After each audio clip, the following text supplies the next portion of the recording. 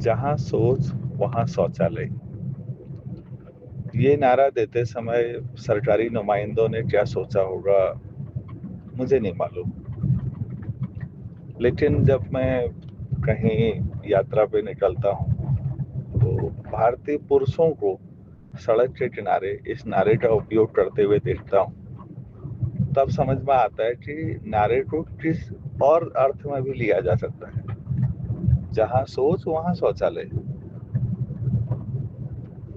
महिलाओं को नहीं देखा मैंने ये बदतमीजी करते हुए, लेकिन पुरुषों की बदतमीजियां बहुत सारी हैं। उनमें से इस पे चर्चा करना जरूरी है, क्योंकि जब हाईवे में मैं महसूस करता हूँ कि अब लगभग हर कुछ दूरी पर आपके पास होटल्स हैं, कैफे हैं, वॉशरूम बने हुए हैं, लेकिन उसके बावजूद भी इस बेशर्मी का प्रदर्शन करना शायद हमारा विशेषाधिकार है।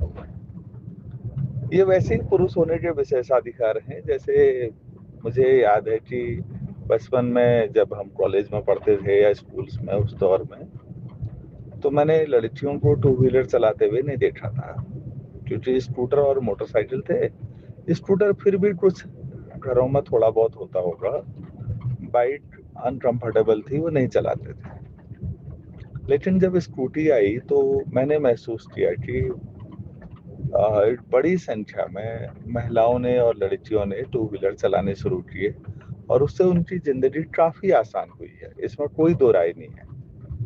उनकी मोबिलिटी बढ़ी है, उनके लिए एक्सेस, जब कहीं जाते हैं समय बचता है तो वो और रचनात्मक कार्यों में लगा लेती हैं।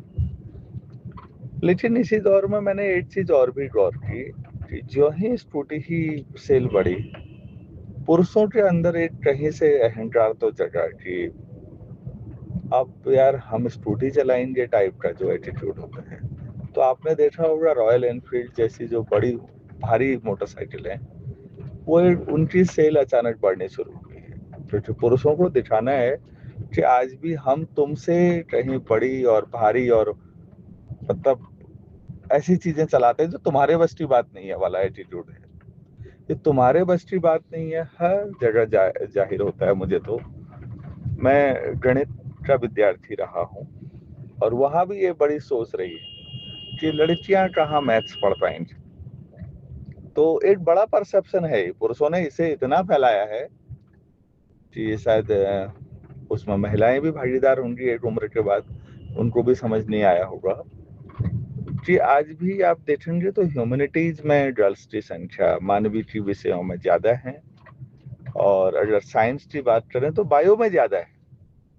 गणित ये माना गया है कि भाई गणित बहुत कठिन है, उसके लिए बहुत दिमाग चाहिए, और वो दिमाग कहीं ना कहीं डायरेक्टली भले ही ना कहा गया हो, इनडायरेक्टली ये कहा गया या समझाया गया कि लड़कियों के लिए बहुत मुश्किल हो जाएगी। लेकिन इतने सालों में मैंने महसूस किया कि ऐसा कहीं भी नहीं है।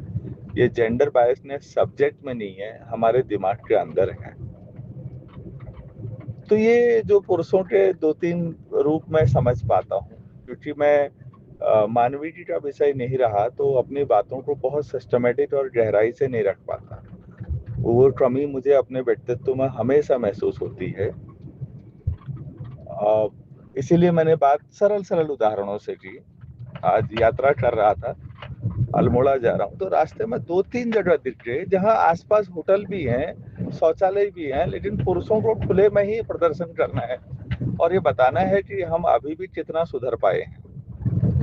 क्योंकि मैंने कभी महिलाओं को ऐसा करते हुए नहीं देखा, जो मैं पहले भी बोल चुका हूँ। ये सारी बदतमीजियां पुरुषों की देन है, और अभी भी हम सुधरने को तैयार नहीं है, जबकि पर्याप्त मात्रा में शौचालय भी है।